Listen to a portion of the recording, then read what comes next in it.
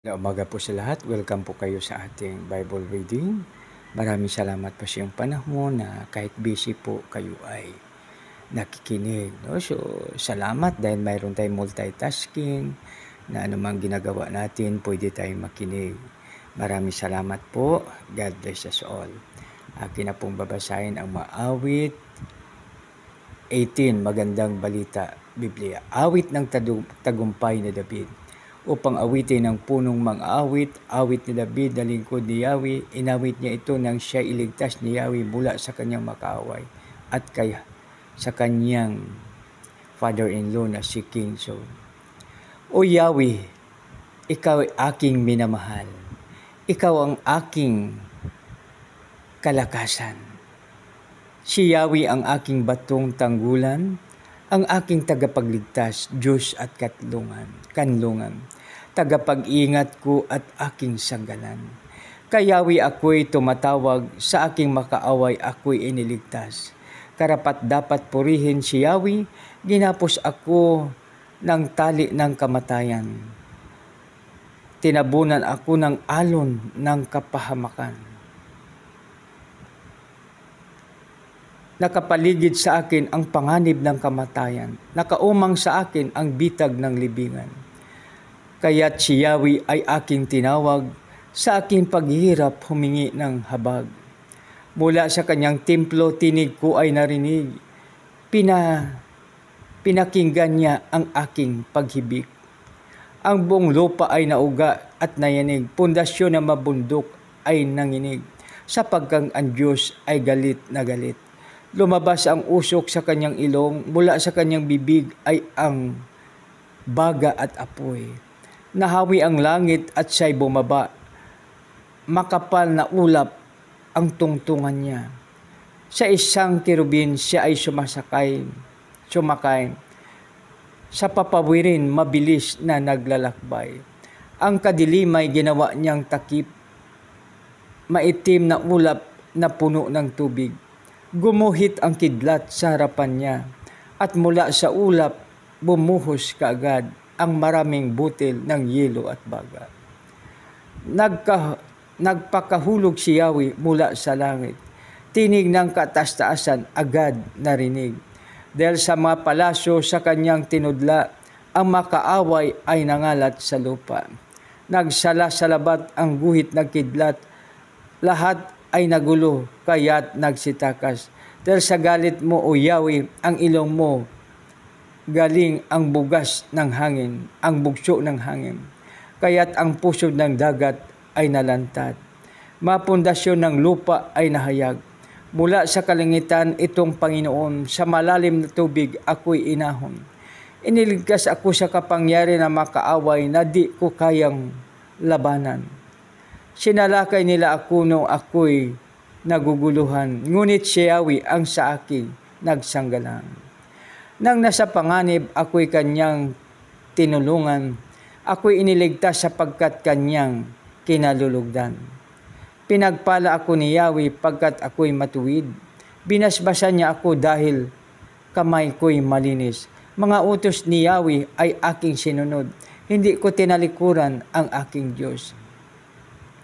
Lahat ng utos niya ay aking tinupad. Mabatas niya ay hindi ko nilabag. Nalalaman niyang ako'y walang kasalanan. Paggawa ng masama ay aking iniwasan. Kaya naman ako'y ginagantimpalaan niya sapagkat alam niyang ako'y totoong walang sala. Tapat ka, O Diyos, sa mga tapat sa iyo at napakabuti mo sa mabubuting tao. Ikaw ay mabait na taong matuwid, ngunit sa masama, ikaw ay malupit. Ang mapagpakumbaba ay niligtas mo, ngunit iyong binabagsak ang mga palalo. Ikaw, O Yahweh, ang nagbibigay sa aking ilaw. Inaalis mo, O Diyos, ang aking kadiliman. Pinalakas mo ako laban sa kaaway, upang tanggulan nito ay aking maagaw. Tanggulan nito ay aking maagaw. Ang Diyos na ito ay sakdal ang gawa at maasahan sa kanyang salita. Siya ay kalasag ng mga umaasa at ang naghanap ng kanyang kalinga. Si Yahweh lamang ang Diyos na tunay, tanging Diyos lamang ang batong tanggulan. Ang Diyos na sa akin nagbibigay lakas, sa daraanan ko'y siyang nag-iingat. Tulad ng usa tiyak ang aking mga hakbang. Inaalalayan niya ako sa mga kabundukan. Sinasana niya ako sa pakipagdigma upang mabanat ko ang pinakamatigas na pana. Iningatan mo ako at iniligtas. Sa iyong pagkalinga ako ngayoy tanyag. Sa iyong pagtulong ako'y naging matatag. Inaalalayan mo sa bawat pagakbang ang mapa ako'y ni hindi nadulas. Makaaway ko'y aking hinahabol at di tumitigil hanggang di sila malilipol. Di sila makabangon kapag ako'y sumalakay. Sa paraan ko'y bagsak sila at talunan. Pinalakas mo ako para sa labanan at pinagtagumpay sa aking makaaway. Makaaway ko'y pinapaatras mo. Mga napupuot sa akin ay pinupuksa ko. Mihingi sila ng saklulo, ngunit walang tumutulong. Tumatawag rin kay Yahweh, ngunit hindi siya tumutugon. Dinurog ko sila hanggang sa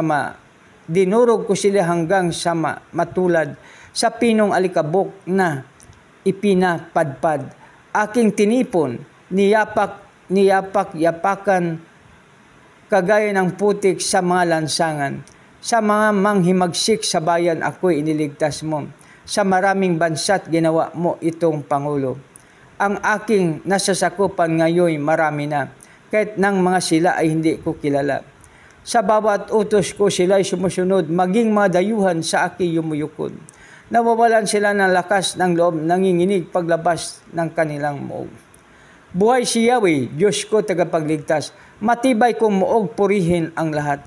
Ang kanyang kadakilay at ating ipahayag, pinagtagumpay niya ako sa mga kaaway, mabansay pinapailalim niya sa aking paanan, at iniligtas siya ako sa aking mga kalaban.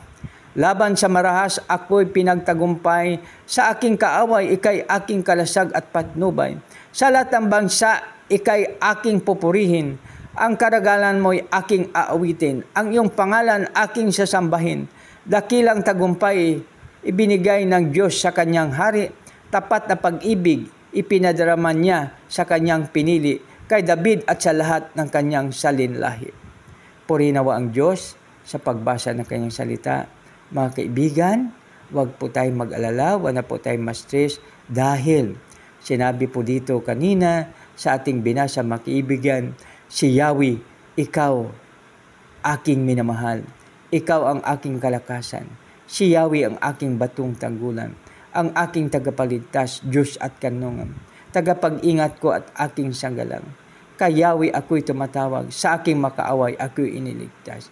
Karapat dapat purihin si Yahweh. Mga kaibigan, tayo na po'y manalangin. Panginoon, maraming salamat po sa iyong salita. Maraming salamat po sa iyong pagpapala. Panginoon, tulungan mo po kami na ito'y manatili po sa amin, at tulungan mo rin po kami na aming ma-share po ito sa aming kapwa. Panginoon, maraming salamat. Sa iyo lamang ang kapurihan, kalwatian, O Lord. Sa pangalan ni Jesus na aming Panginoon, tagapagligtas. Amen and amen. God bless us all.